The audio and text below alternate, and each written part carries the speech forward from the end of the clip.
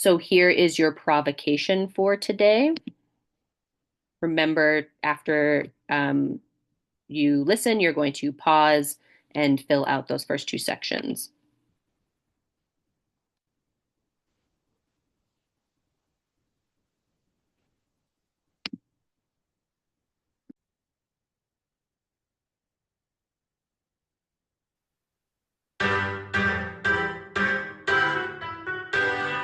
Johnny, get your gun, get your gun.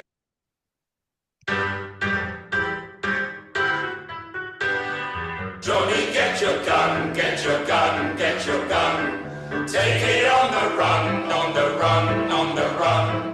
Hear them calling you and me, every son of liberty. Hurry right away, no delay, go today. Make your daddy glad to have had such a lad. Tell your sweetheart not to mind, to be proud her boys in line over there, over there. Send the word over there, that the Yanks are coming, the Yanks are coming, the drums rum-tumming everywhere. So prepare, say a prayer, send the word to beware. We'll be over, we're coming over, and we won't come back till it's over there. Johnny, get your gun, get your gun, get your gun. Johnny, show the Hun who's a son of a gun. Hoist the flag and let her fly. Yankee Doodle, do or die. Pack your little kit, show your grit, do your bit. Yankee to the ranks, from the towns and the tanks. Make your mother proud of you, and the old red, white and blue over there, over there. Send the word over there, that the Yanks are coming, the Yanks are coming, the drums rum-tumming everywhere. So prepare, say a prayer, send the word to beware. We'll be over, we're coming over, and we won't come back till it's over there, and we won't come back till it's over there.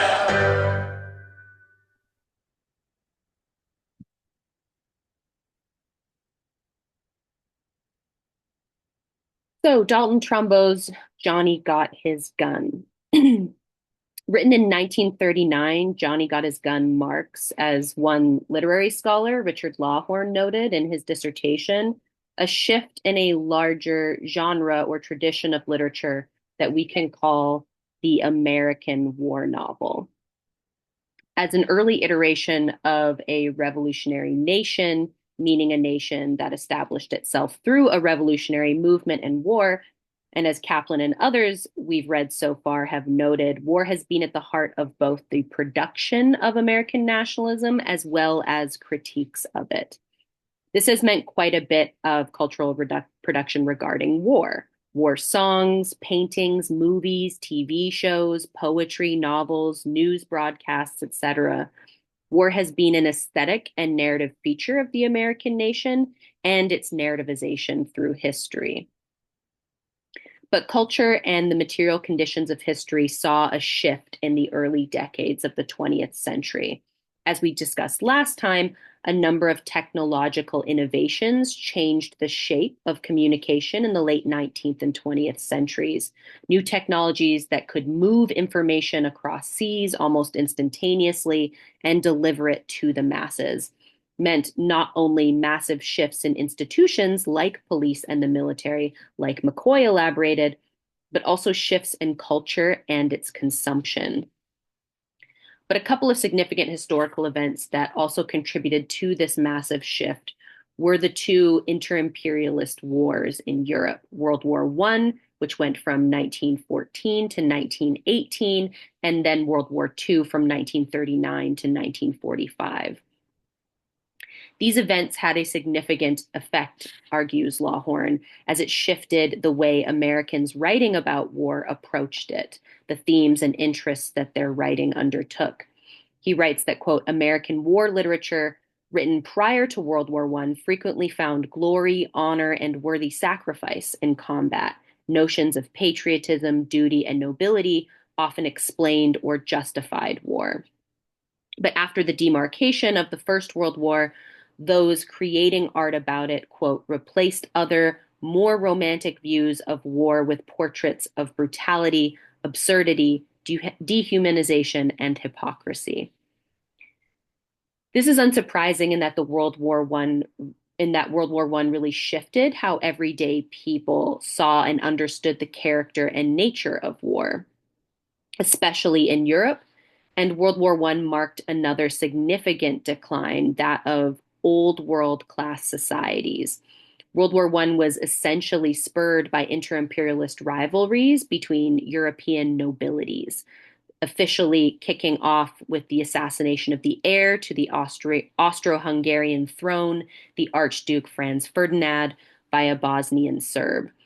Germany backs Austria-Hungary, Russia backs Serbia, and the United Kingdom, locked into inter-imperialist rivalry with Germany for many hundreds of years, also joins, and especially heightened at that time, also joins to prevent the expansion of their power through the war.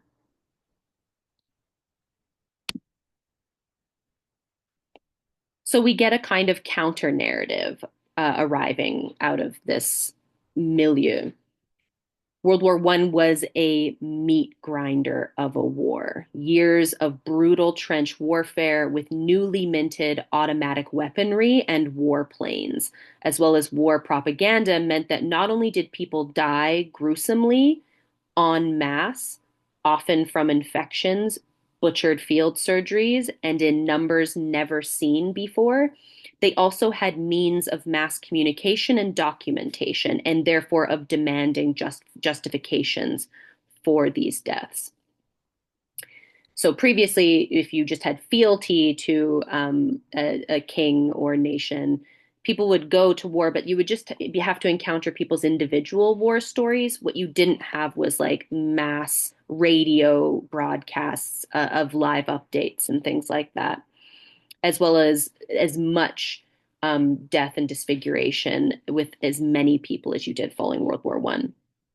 That is part of the information revolution that McCoy talked about in his account of the Philippines, right? Mass communicated justifications for the war, which meant mass propaganda about ancient loyalties and noble power grabs. Those things did not satisfy those who had lost limbs or loved ones in the trenches, especially as class consciousness was on the rise, and then the Bolshevik Revolution in Russia right around the corner. The death toll following World War I was enormous, and there was almost nothing to show for it. A completely decimated countryside, an imperialist stalemate, like nobody really won.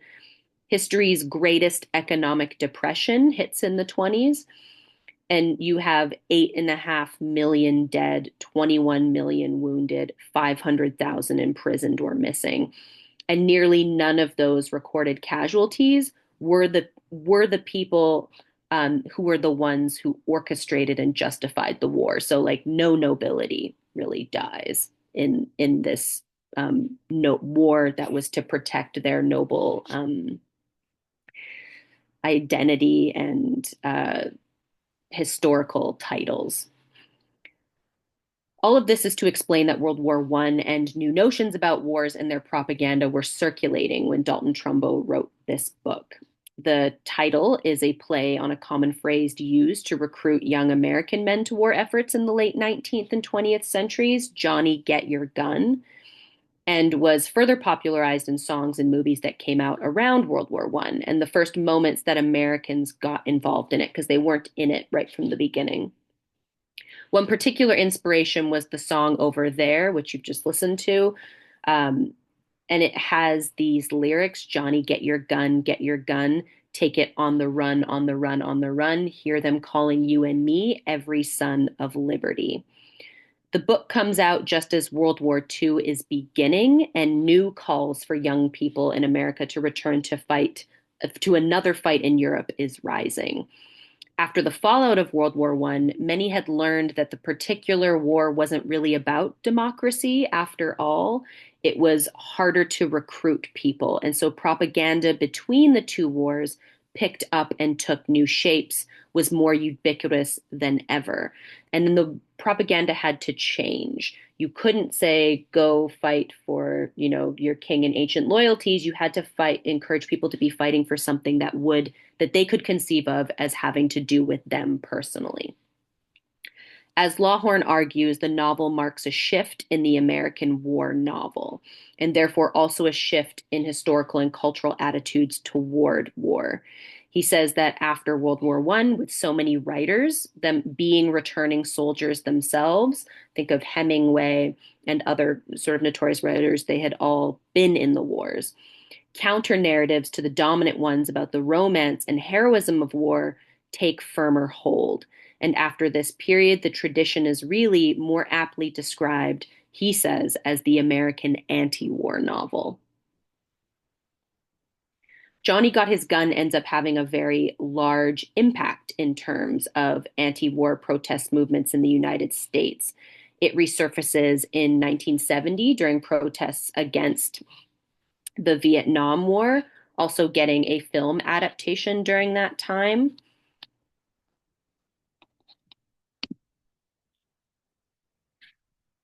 When it is published in 1939, the book won a National Booksellers Award for its originality and structure. And the structure is something we'll focus on today.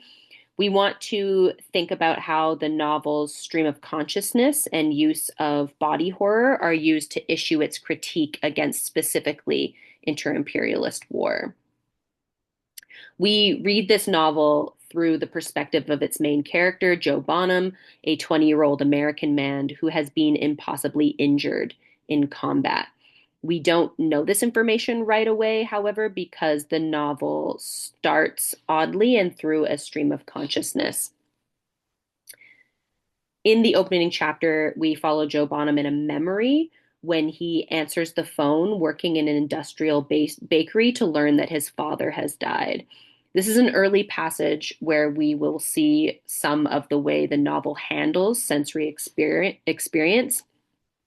It says, here he was sick as hell and like a damn fool making his way through the night shipping room toward the telephone. It was so noisy you wouldn't think anybody could hear a tiny sound like a phone ringing, yet he had. He'd heard it above the click, click, click of the Battle Creek wrappers and the rattle of the belt conveyors and the howl of the rotary ovens upstairs and the rumble of the steel root bins being hauled into place and the sputter of motors in the garage being tuned up against the morning's work and the scream of dollies that needed oil. Why the hell didn't somebody oil them?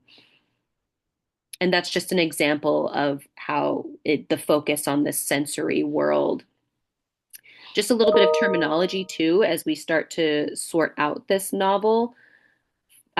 We have first person, second person, and third person narration. Those are the different types of narration. First person narration is when the main character is the voice telling the story. Standing at the doors, I thought to myself, today was the day I'd finally turn everything around.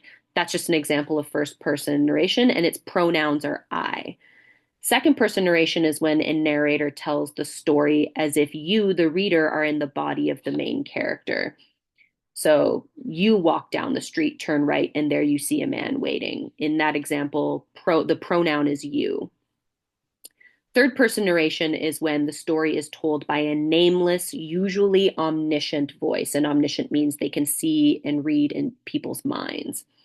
So a third person narration example is Tommy never liked shopping. He always thought it was the worst way to spend a Saturday. So the pronouns in third person narration is he, she, they. Free and direct discourse is something that happens quite often in this novel, and it is probably one of the more difficult literary rhetorical devices to be able to identify. But it happens when a third person narrator is so close to the main character that they kind of parrot or adopt the voice of the character as they communicate that character's thoughts to us, the readers. In this case, the third person narrator is describing events or thoughts, but in a way that you can tell it is what the main character thinks or feels about in that moment. This is what is happening in that above passage. The lack of punctuation, right? There's no like commas, periods. That tells us that this is how the character is processing sensory feelings of working in that bakery. It is noisy and chaotic and overwhelming. Everything is happening so fast that there is no hesitation or breaks between the different sensations. It gives you the idea that all these thoughts are coming in at once. It is as close as we can get to understanding what it might feel like for all of these things to be happening to a person at the same time, or all of these sounds to be coming into a person at the same time. This becomes a primary way we detect the chaos and overwhelm of the main character, Joe Bonham's thoughts throughout the novel. He rarely has punctuation, so his thought throughout the novel, the narration will spill his thoughts out in this like punctuationless stream of consciousness, is what we would call it. But this opening chapter isn't actually set in the bakery, is it? You again start to get the impression that we're not actually in the bakery. And this passage sort of tells us things were getting floaty and sickly. Things were so quiet. Things were so goddamn still. A hangover headache thumps and clatters and raises hell inside your skull. But this wasn't any hangover. He was a sick man. He was a sick man and he was remembering things like coming out of ether. But you'd think the telephone would stop ringing sometime. It couldn't just go on forever. He couldn't go over and over the same business of answering it and hearing his father was dead and then going home through a rainy night. He'd catch a cold if he did that much more. Besides, his father could only die once. So the ringing we learn in his ears is his own deafness he discovers when he can't hear his own heartbeat. But he's not so sad about that. He sort of moves on very quickly.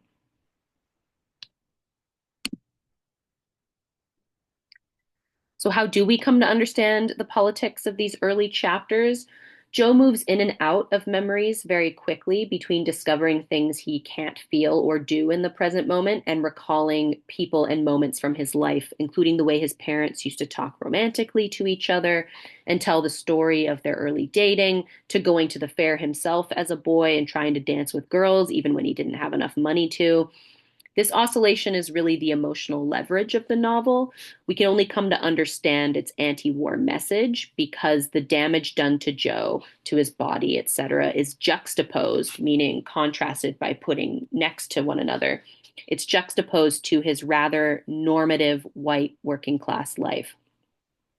He is someone who worked an exploitative job in the bakery, laid railroad tracks through a desert, lost his father fairly young, had a materially limited but run-of-the-mill and well-loved life, though he makes a comment to his father on his deathbed that something in recent years has been shifting, that something about life, American life, is getting harder, that one has to, quote, be harder in the present of the early decades of the 1900s than they did when his father was young.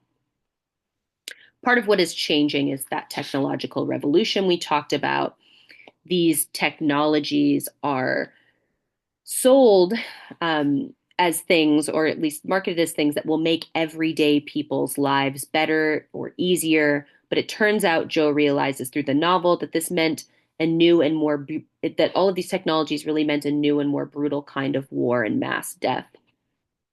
And that the working class really didn't have very much access to them anyway. Much of the novel's commentary to this end comes through a literary device called dramatic irony. Irony is when we know something the characters do not, when we as the audience know something that the characters do not, or when the characters are equivocating, saying two things at once in a pointed way toward their audience.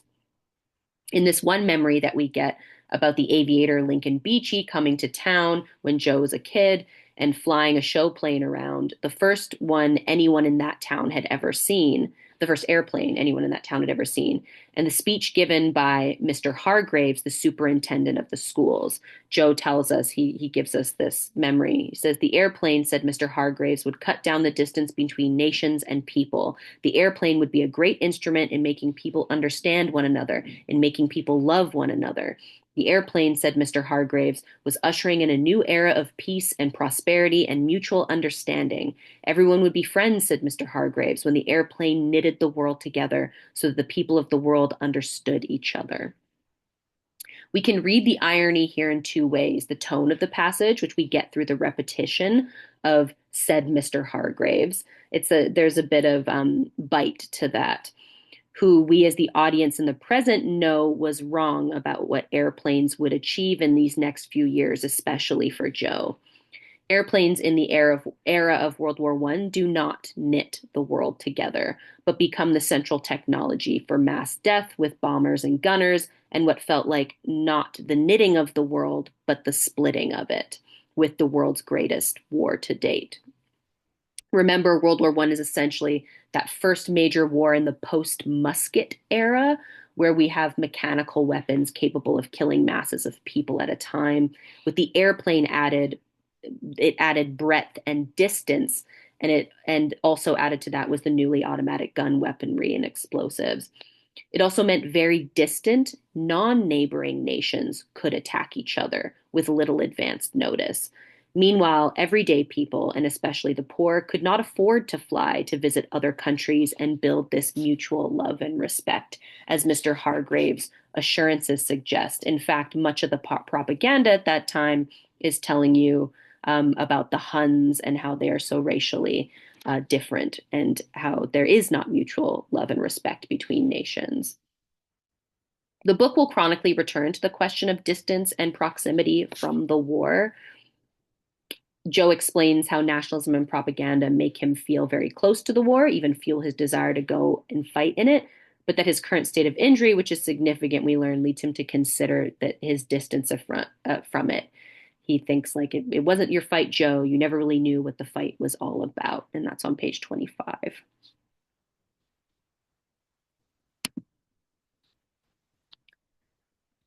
Chapter 3 is when we get to begin to start to understand the condition of Joe's body. He is slipping in and out of consciousness, the going down into the water and drowning, as he keeps describing the feeling, calls it surfacing when he comes to consciousness again.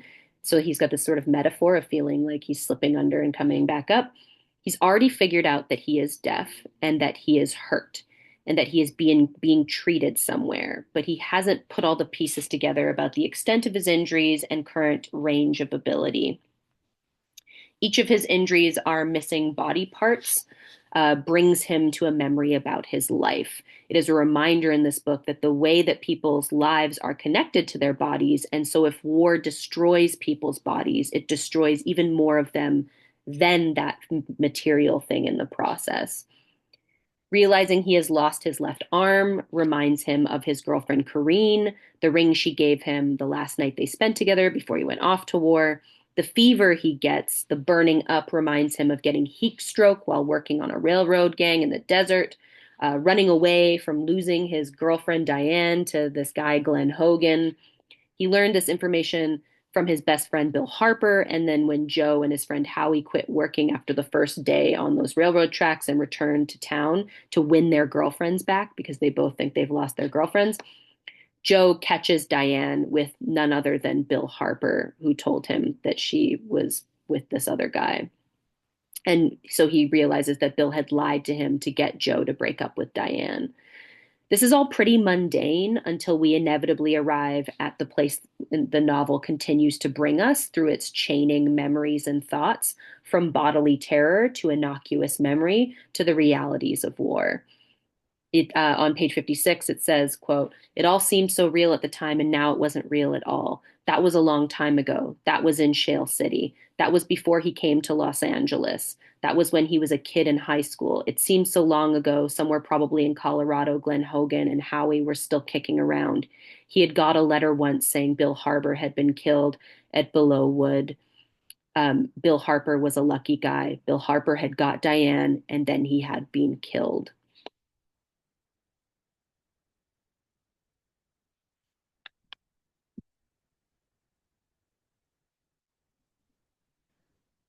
So the body horror comes as we learn in chapters, comes even more clearly through in chapters 5 through 7 when we learn just how disfigured and disabled Joe really is. He soon realizes he has no legs to go with his no arms. And remember, he realizes he has no arms because he has the memory of trying to hug Corrine goodbye, and he realizes that he can't feel his arms. Uh, and when he tries to scream, he realizes that he has no face. And that quote, where his mouth and nose had been, there must now be nothing but a hole covered with bandages. And that's on 63. And then when he realizes he has no face, he has no eyes. And so he's also blind. So chapter seven's body horror is very descriptive. And the horror is where we locate the first questions about the ethics of war and specifically of doctoring or saving those maimed from war. It is the medical technology, again, sold as something that would be very useful to people. Um, but in the case of like the devastation of war and soldiers, the kind of injuries people can't really fathom up until that point, and their treatment, the treatment comes across as grotesque, kind of like torture, almost worse than the war and the fighting itself. And then recall what he said that Bill Harper died and he was a lucky guy. He was lucky to have died. What Joe describes it as it's like returning to the womb like a baby. He says that on 83, and you look forward to the time when you would live. Joe is trying to figure out how he has managed to survive this condition. He contemplates the luck involved, the speed with which he would need to have been rescued, and even considers that perhaps he was not struck by a shell or an explosive that caused most of the damage, but rather through a series of infections, doctors had to slowly hack away at him, which would explain how he had survived that quote happened that and that it had quote happened gradually, joint by joint. So there he was alive and they couldn't kill him now because that would be murder. And then this is where we get this long passage of the body horror. Oh, hell, there was a lot of funny things happened in this man's war. Anything could be true. You heard about them all the time. One guy had the whole top of his stomach shot away, so they took skin and meat from a dead man and they made a flap over the guy's stomach. They could lift the flap like a window and watch him digest his food. There were whole rooms filled with men who breathed through tubes, and other wards where men breathed through tubes, and other wards where men ate through tubes and would eat through them the rest of their lives. There's that repetition again. Tubes were important. Lots of guys would piss through tubes as long as they lived, and there were plenty who had their rear ends shot off. Now their bowels were connected up with holes in their sides or stomachs. The holes were covered with absorbent bandages because they had no muscles there to control themselves.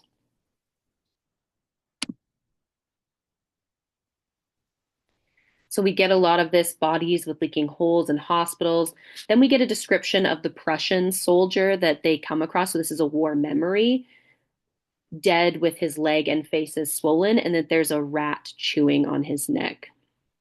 And again, this is more of that body horror.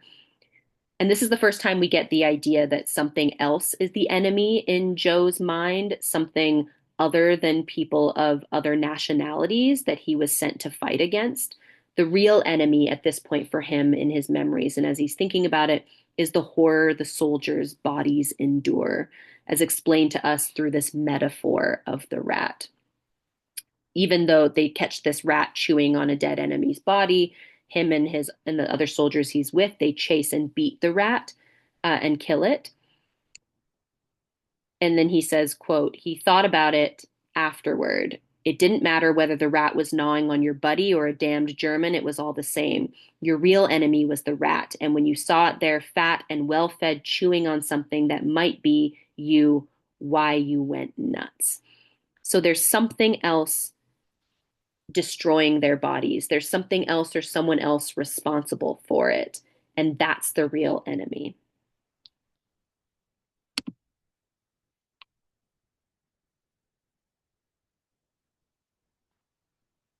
So chapters 8 through 13, this is where Joe, now aware of the extent of his physical condition, really begins to think and excessively about because that is all that he can do, right? He has no arms, he has no legs, he has no mouth, he has no face, he has no eyes, he's deaf, He's nothing but kind of like a torso.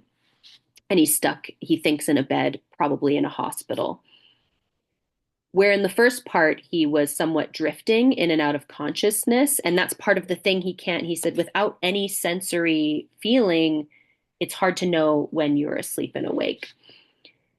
He was somewhat drifting in and out of consciousness, but now he has existential questions about what it means to be asleep or awake, or runs through everything he knows from his multiplication tables to novels he read for school to scattered Bible verses.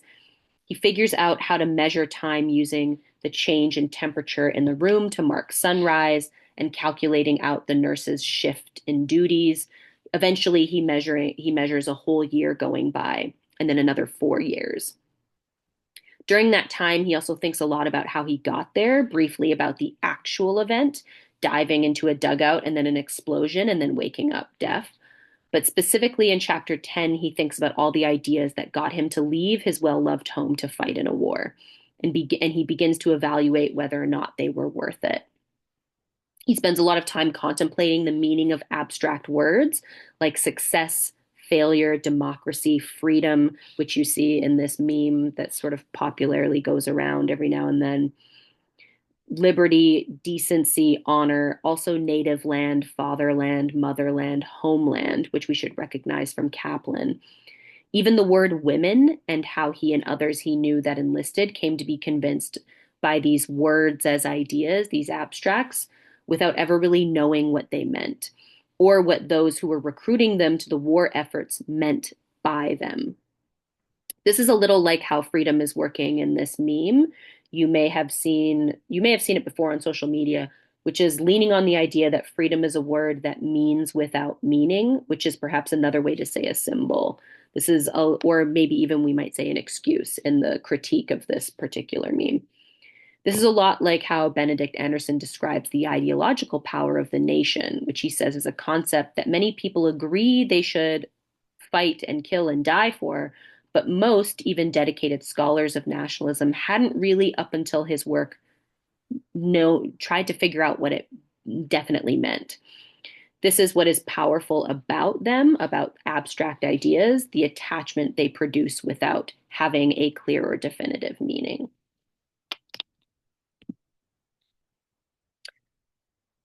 So chapter 8 begins with Joe feeling and recognizing that there's a nurse taking care of him, that problem of being conscious/unconscious is a major theme of this book. He feels like his mind is inescapable because it's his only sensation. But it's certainly this consciousness unconsciousness theme is more than just about a physical state. There's a larger metaphor at play here. We might think of this like being woke, which, if you are not familiar, is a long-standing AAVE term for social or political awareness, stay woke. But in recent years, following mass protests, we previously discussed a little bit, especially over anti-Black racism and police brutality, the term has taken on new political valences. It still retains some of its original meaning around awareness, but has also come to be, especially I would say in conservative discourses, a stand-in for what was previously called, at least in my era, political correctness by its critics. Trumbo certainly isn't using it in the same way as these critics. I mean, he's not using the phrase woke, but we can see in the novel how consciousness in general, in its relationship to the physical reality of sleeping, is constructed as an extended metaphor for social or political awareness as well. Part of Joe's difficulty is that he now exists physically in a state where he is only consciousness. Like he is only his consciousness. He has very little bodily or sensory input to distract him, nor does he have much in the way of social interaction. And in an interesting kind of reversal, Joe is almost most conscious or woke when he is asleep and plagued by both memory and his mind's interpretation of the events they represent. Joe is afraid of sleeping because sleep is where he has to confront actual consciousness. He alludes to this in the beginning of chapter 8 when he talks about being afraid of the rat returning to him in his dreams. Quote, he knew that the whole dream was started by his thinking of the wound in his side, his awareness of the wound as he fell asleep and brought on the dream of the rat feeding at it. Since the wound remained, it seemed almost certain that the same chain of thought would bring the rat back to him again in his sleep. Each time he fell asleep, the rat would come and sleep instead of being forgetfulness would become as bad as being awake. A guy could stand a lot when he was awake, but when sleep came, he deserved to forget everything. Sleep should be like death. So discerning between his waking and dreaming life is difficult for Joe because of his limited sensory experience, but the most important thing he decides because being able to distinguish between but he comes to decide that being able to distinguish between being awake and asleep is most important because to not be able to distinguish between sleep and reality or to be able to distinguish between sleep and reality was, quote, the only thing that distinguished a normal person from a crazy man. And so he becomes obsessed with not being crazy and finding a way to figure out to prove to himself that he is not crazy. So chapter of 10 is where we're jumping into the power of abstracts. It is significant because Joe begins to think very directly and critically about war, which he admits is something he never did in his life before, when he still had access to the sensory and social world in more significant ways. He says, quote, lying on your back without anything to do and anywhere to go was kind of like being on a high hill far away from noise and people. It was like being on sorry, and this is the narrator, not Joe speaking, but it's that free and direct discourse. It was like being on a camping trip all by yourself. You had plenty of time to think. You had time to figure things out, things you'd never thought of before. Things like, for example, going to war. Joe thinks this is especially bad that he never thought about going to war before, saying people put more scrutiny into buying a car than they do to going to war, that people are more demanding of car salesmen than they are of the people recruiting them to a violent death. In similar ways to how Benedict Anderson begins his thinking about nationalism, there are aspects of our cultural world that we rarely interrogate or perhaps take for granted as givens. And that's what makes them, at least in Anderson and the novel's estimation, so especially powerful.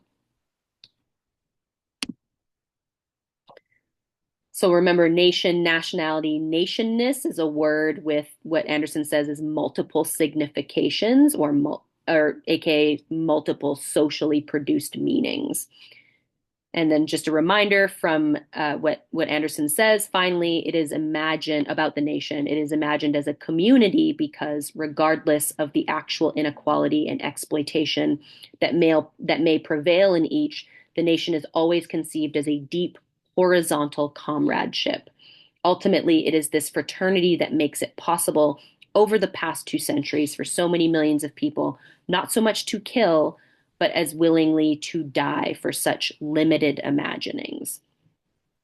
And he means limited as in it is not something that's fully explained or explicated to people. Joe thinks through all the abstracts that were used to recruit young men to fight in presumably World War I, and he begins to question if he or the people who use them know what they really mean. And you can see some of the images I've included here are some of the propaganda posters from World War I.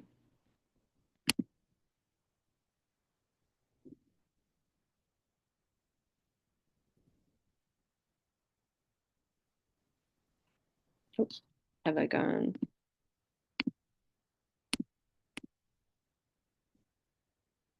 So one of these, I think my slides might be out of order, but one of these that he thinks about is like these abstract success and failure, the problem of the working class. So Joe's family is from Shale City, Colorado, but they moved to Los Angeles. After detailing the care and hard work his family put into their life growing and canning food, um, even better, he tells us, than rich people in the cities, caring for their communities and each other, participating in large social networks, including farmers markets and local fishing. Joe says, quote, all of these things they had, and yet his father was a failure. His father couldn't make any money. Sometimes his father and mother talked together in the evenings about it. So and so had gone to California and had made a lot of money in real estate. So and so had gone and made a lot of money just by working in a chain shoe store until he got to be a manager. Everybody who went to California made money and was a success. But his father in Shale City was a failure.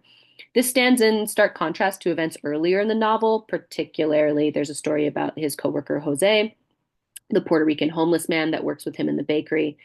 He's an example of one of those so-and-sos, all of Jose's wildest stories about having a wealthy woman in New York, being in love with him, etc.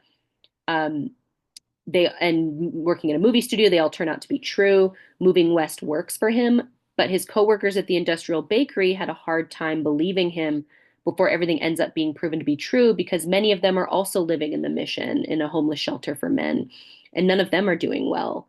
The stark reality outpaces the promises they all bought into when they came out west, or in the case of some of the Mexican immigrants, moving north for some kind of Californian prosperity.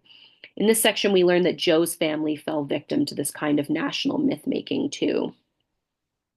Joe is clear about the contradiction at the heart of making money in this moment in American history. Success and failure are clearly culturally attached to making money, but not to hard work or work. Hard work, even good and successful work, like he describes, like this community that's seemingly thriving, does not actually mean you, a person, are considered a success or failure in the broader American culture. So another abstract he gets into, and this is the slide, what is liberty? Well, liberty, of course, a lot of guys, he says, quote, of course, a lot of guys were ashamed. Somebody said, let's go out and fight for liberty. And so they went and got killed without ever once thinking about liberty and what kind of liberty they were fighting for anyway. How much liberty and whose idea of liberty? Were they fighting for the liberty of eating ice cream cones all their lives or the liberty of robbing anybody they pleased whenever they wanted to or what? You tell a man he can't rob and you take away some of his liberty. You've got to. What the hell does liberty mean anyhow? It's just a word like house or table or any other word, only it's a special kind of word. A guy says house and he can point to a house and prove it. But a guy says, come on, let's fight for liberty, and he can't show you liberty. He can't prove the thing he's talking about, so how in the hell can he tell you to go fight for it? Next time, Joe says, though he sort of bitterly acknowledges that he knows in his own condition there will never be a next time, he would say to the recruiter, Mister, my life is important. I'm not a fool when I swap my life for liberty. I've got to know what liberty is in advance, what liberty is, and whose idea of liberty we're talking about, and just how much of that liberty we're going to have. He even starts questioning the origin story of America, which apparently fought a war for liberty in 1776. At least that's what he was taught. He said lots of guys died, and in the end, does America have any more liberty than Canada or Australia, who didn't fight at all? Because those are two former British colonies that did get independence, but not through a war. He even another abstract he takes on is freedom. He talks about democracy too. But he says freedom, then there was this freedom the little guys were always getting killed for. Was it freedom from another country, freedom from work or disease or death, freedom for your mother-in-law? Please, mister, give us a bill of sale on this freedom before we go and get killed. Give us a bill of sale drawn up plainly so we know in advance what we're getting killed for. And give us also a first mortgage on something as security so we can be sure after we've won your war that we've got the same kind of freedom we bargained for. He goes on about decency and honor. He says, and take decency. Everyone in America was fighting for a war for triumph of decency, but whose idea of decency? And decency for who? Speak up and tell us what decency is. Tell us how much better a decent dead man feels than an indecent live one. Make a comparison there in facts like houses and tables. Make it in words we can understand. And don't talk about honor, the honor of a Chinese or an Englishman or an African Negro or an American or a Mexican.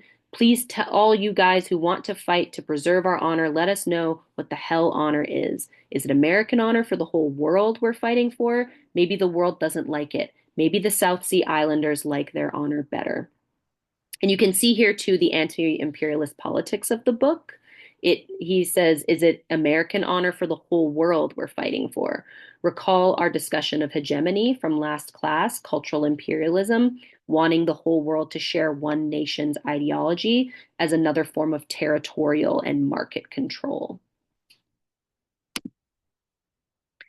And then, of course, speaking of territorial control, he has this. I've teamed it like land. These are the abstracts that all involve land. For Christ's sake, give us things to fight for we can see and feel and pin down and understand, right? He wants away from the abstracts. He wants concrete reasons. No more highfalutin words, that's what he describes them, that mean nothing like native land. Motherland, fatherland, homeland, native land, it's all the same. What the hell good to you is your native land after you're dead? Whose native land is it after you're dead? If you get killed fighting for your native land, is it for your native land? Is it after you're dead? If you get killed fighting for your native land, you've bought a pig in a poke. You've paid for something you'll never collect.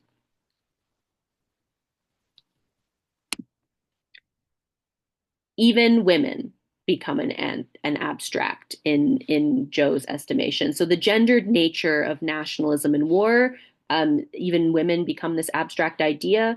And this is related to our previous conversation about Columbia, that figure of Columbia, part of how the homeland becomes something worth protecting, Kaplan tells us, is that it is chronically imagined as a particular kind of white woman in need of rescue and violent paternal care or protection, we should say, not care. This woman is always a figment of imagination because sexism means actual women never fit this ideal and often suffer severe material consequences for missing that mark, though the ideal itself is conjured as representative of them. And so we get this passage from the novel. And when they couldn't hook the little guys into fighting for liberty or freedom or democracy or independence or decency or honor, they tried the women.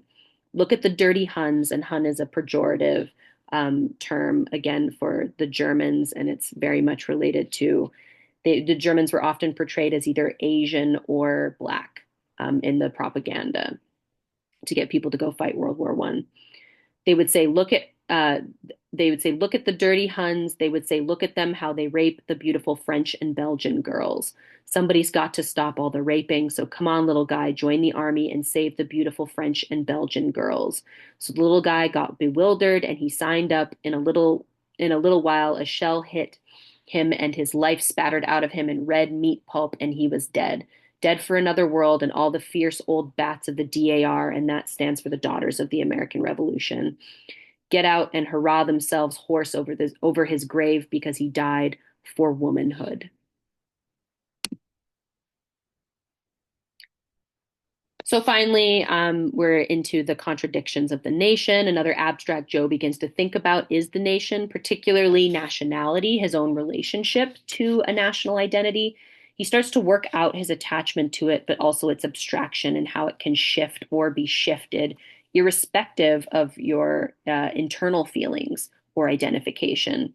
The problem of nationality outside of identification or documentation is that it's not a material thing. He figures he's not in America. He's sort of thinking he probably isn't, and desperately wishes to return to, quote, his own people, his own American people. And then he says, quote, but that was too much to hope for in the first place. That was too much to hope for. In the first place, a blast strong enough to tear his arms and legs off must have blown all identification to hell and gone. When you have only a back and a stomach and half a head, you probably look as much like a Frenchman or a Germanman or an Englishman as an American. And so we get a little bit there about you actually can't physically mark or tell somebody's nationality just by looking at them. He thinks he was probably found amongst some Englishmen because he was serving at the time with what he calls a limey regiment, and is in an English hospital somewhere. That's what he figures.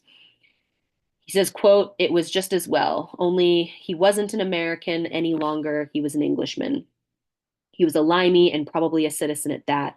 It gave him a lonesome feeling just to think about it. He'd never had any particular ideas about America. He'd never even been very patriotic. It was something you took without even thinking. But now it seemed to him that if he were really lying in an English hospital, he had lost something he could never hope to get back. For the first time in his whole life, he felt that it would be a little pleasant, a little comforting to be in the hands of his own people. So that phrase, it was something you took without even thinking, your national identity. Chapter 13 ends in a difficult way. Um, Joe's regular routine with his day nurse is disrupted. She washes and changes him on an off day, puts him in something he can feel is neater, spends more time making him presentable.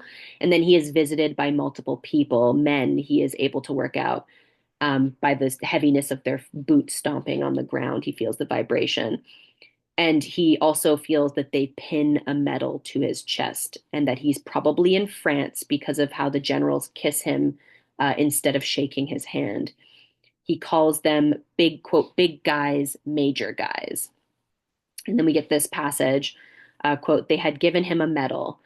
Three or four big guys, famous guys who still had arms and legs and who could see and talk and smell and taste had come into his room and they had pinned a medal on him. They could afford to, couldn't they, the dirty bastards?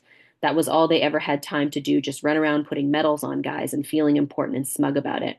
How many generals got killed in the war? There was Kitchener, of course, but that was an accident. How many others? Name them. Name any of the soft living sons of bitches, and you could have